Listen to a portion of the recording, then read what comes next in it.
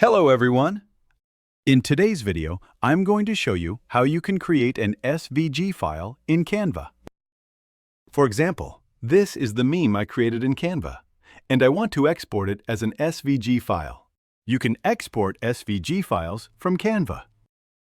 Here is the design, and I want to export it as an SVG file. To do that, make sure you are satisfied with your work, satisfied with the design, and really ready to go. Before exporting, double-check everything to make sure you have no errors, typing mistakes, or image issues. Now, let's export it as an SVG file. Click the Share option at the top right, then go to the Download section.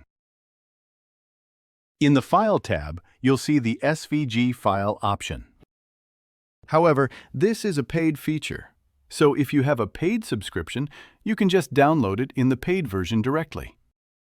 I don't have a pro subscription right now, so I'm exporting as a PNG.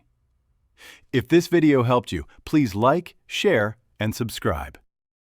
I'll see you in the next video.